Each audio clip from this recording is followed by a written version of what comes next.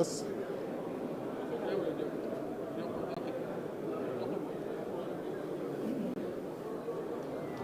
asalaamaaleykum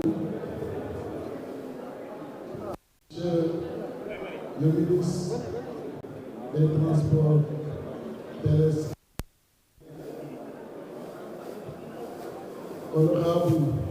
député, monsieur le directeur général de l'AIBD,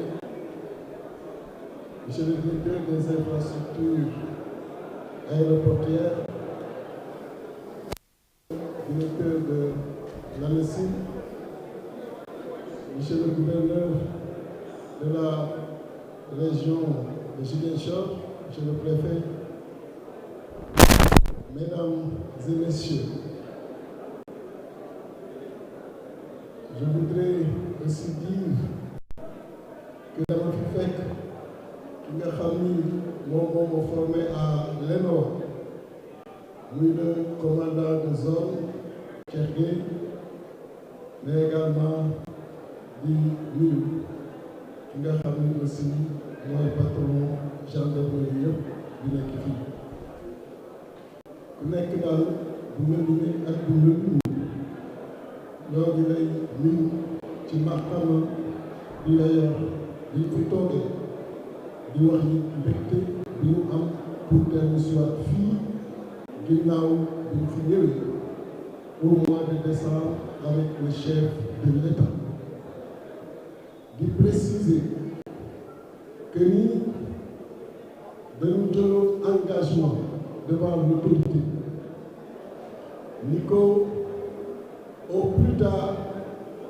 au mois d'avril, le 30 avril daanu réceptionner ubbi aéroport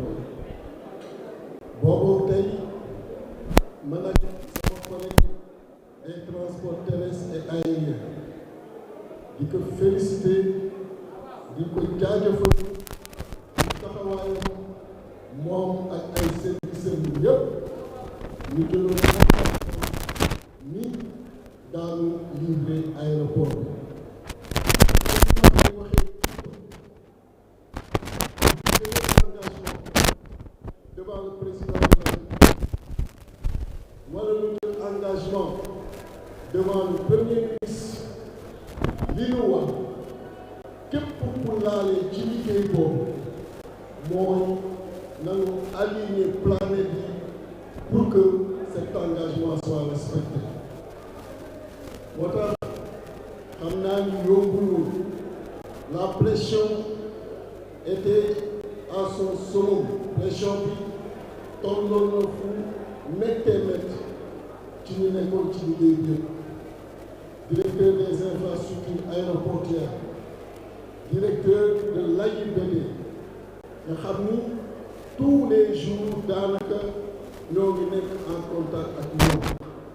ma bëgg ngeen féliciter ma leen ci seeni taxawaay parce que travailler sous pression 24 heures sur 24 je sais que ce n'est pas évident nga war en même temps respecter toutes les normes en même temps livrer des infrastructures de qualité mais foofu la Sénégal toll foofu la ñuy président de la République di xaare foofu la ñu le premier ministre également di xaare kon di sant suñu borom bi nga xamee ni le 30 avril respecté nañ ko pour réceptionner aéroport bi respecté nañ ko pour ubbi aéroport bi kon tey xam naa sama collègue des transports terrestres et aériens dina ci dellu soit réception la ak ouverture en attendant que autorité yi bu ñu amee jot mën a ñëw def inauguration moom bu dellu see le ministre des transports dina wax li ñu nar a def yëpp ci bool ak nan lañ ko doon defee à partir d'aujourd'hui wax nag ni doctrine bi loolu doctrine bi mooy triptyque coût délai qualité képp ku yor infrastructure képp ku war liggéey état lépp li nga xam ni war na pour respecter loolu xamal ni loolu ñu koy bëgg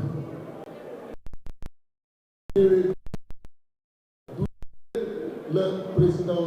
jëloon comme engagement fekk na ci infrastructure également jotoon na lancer réhabilitation Cap Skirring Ziguinchor travaux yi ñoo ngi dem lancé na fi MENA bu Ziguinchor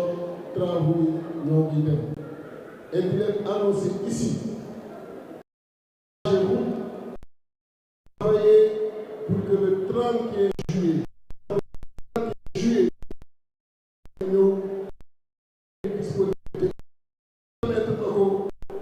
pour teg première pierre bu second pont Ziguinchor tax may joxe toujours di joxe bis mooy pour que ku nekk xam ni à partir que déclaration boobu am kenn amatul jàmm lu dul liggéey guddi ak bëccëg pour que cette date soit respectée parce que tey dama koy rappeler foofu le Sénégal toll président de la République le premier ministre li ñuy wax ñun ministre yëpp mooy philosophie liggéey bu bees kenn amul jot pour sa bopp jot boo am na nga jox askan bi mais aussi képp ku jël engagement bi entreprise yor liggéeyu état na nga fexe ba ci contrat nga respecter scrupuleusement donc bu ñu waxee 30 avril ce n'est pas le premier mai. Et le 30 avril donc di sant sunu borom bi ñu ko respecté mais di réserver une mention spéciale au ministre des transports terrestres et aériens ces services li nu def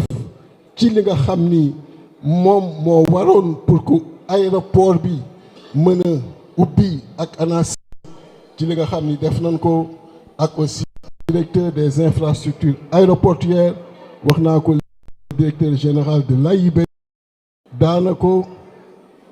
amul heure buñ ko woowul amul pression buñ ko tegul amul luñ ko invité wul ci mu accélérer pas yi mais il a tenu et il a fait le job donc di féliciter également les entreprises di terminer ak ñoom parce que biñ fi mujjee neexul woon ci kàddu yi nanu xam ni lenn rek moo ko tax mooy lu mel nii terminer ci ni mu waree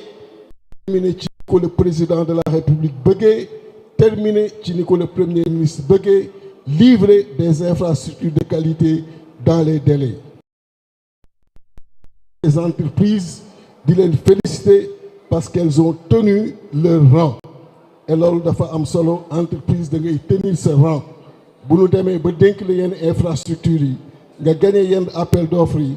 jàpp nanu ni dafa am benn rang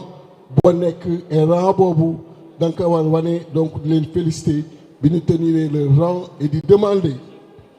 entreprise bu yor liggéey ci biir Sénégal xamal ni lii la ñuy xaar ci yow xaar ñu leneen lu dul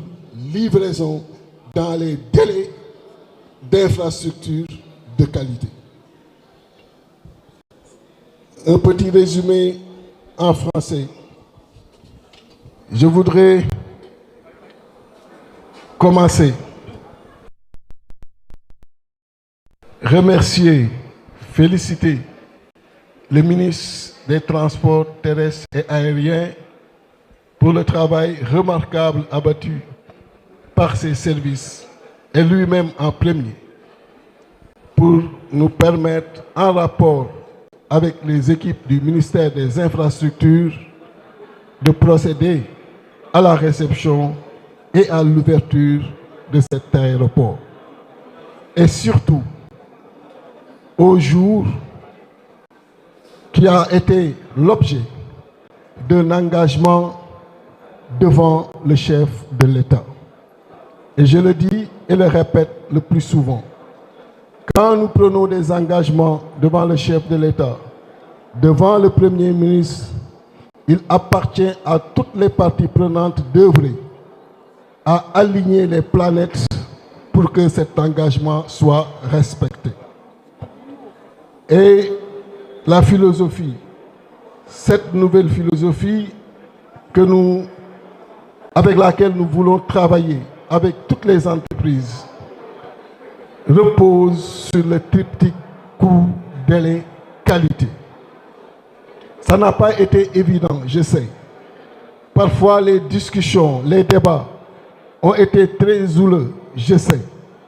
Mais c'était dans le seul objectif de respecter cet engagement pris devant la plus haute autorité. Et je voudrais féliciter des infrastructures aéroportuaires. Féliciter